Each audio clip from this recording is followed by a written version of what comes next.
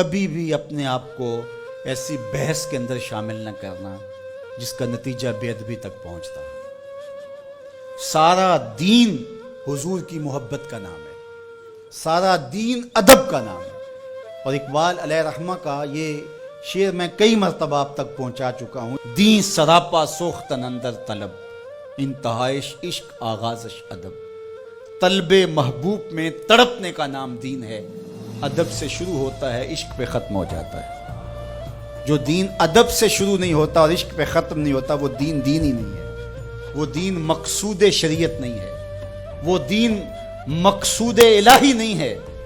ادب سے شروع ہوگا، صحابہ کا ادب، اہل بیت کا ادب، اولیاء امت کا ادب، مقدسات اسلام کا ادب، رسولوں کا ادب، پیغمبروں کا ادب. بلکہ جہاں حضور گزرے اس مٹی کا بھی ادب، جہاں مقدس ہستیاں گزری ان پہاڑوں کا بھی، ان پتھروں کا بھی ادب. جہاں ابراہیم کے قدم لگے اس مقام ابراہیم کا بھی ادب. جہاں سیدہ ہاجرہ کے قدم لگے صفا اور مروہ کا بھی ادب. دین تو ہے ہی ادب، سراپا ادب ہے دین. اللہ اکبر.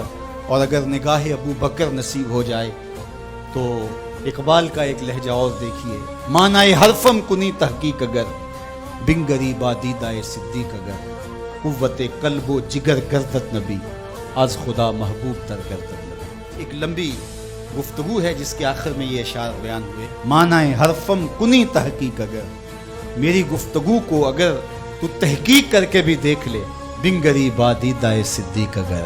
ابو بکر رضی اللہ تعالیٰ عنہ کی نگاہ نصیب ہو جائے تو پھر نتیجہ کیا ملتا ہے؟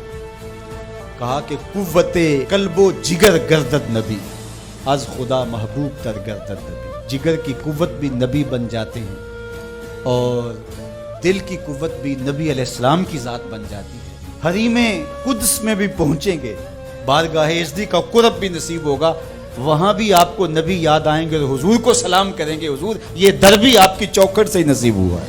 مقصود شریعت اللہ کی محبت ہے، لیکن اللہ کی محبت بھی آپ کو اسی در سے نصیب ہوگی. تو خدا تک پہنچ کر تم نبی کو فراموش نہیں کر پاتے ہو، وہاں پہنچ کر بھی شکر گزار نبی کے بندے ہو. اسی لیے جب نماز پڑھ لی، رکوع کر لیا، قیام کر لیا، سجدے کر لیے، ساری نماز مکمل ہوگی. کہا سلام اتنی دیر تک نہیں پھیرو گے جب تک کہو گے نہیں السلام علیکہ ایھا النبی. اے نبی تیرے اوپر سلام و خدا کا در دکھایا ہے تو تیری ذات نے دکھایا ہے. نماز خالص عبادت اللہ کی ہے نا، لیکن نماز کی تکمیل بھی اتنی دیر تک نہیں ہوئی جب تک حضور پہ درود نہیں پڑھ لیا گیا. یہ سجدے کا شعور دیا کس نے؟ یہ بندگی کا نور دیا کس نے؟ یہ تشہد، یہ سجدے، یہ قیام، یہ قومیں، یہ جلسے، یہ رکوع، یہ ثنا، یہ تحمید کس نے دی؟ یہ تکبیر و تحلیل کا نور کس نے بخشا؟ تو پھر سلام پھیرنے سے قبل کہا السلام علیکہ ایھا النبی، اے نبی تیری بارگاہ میں سلام.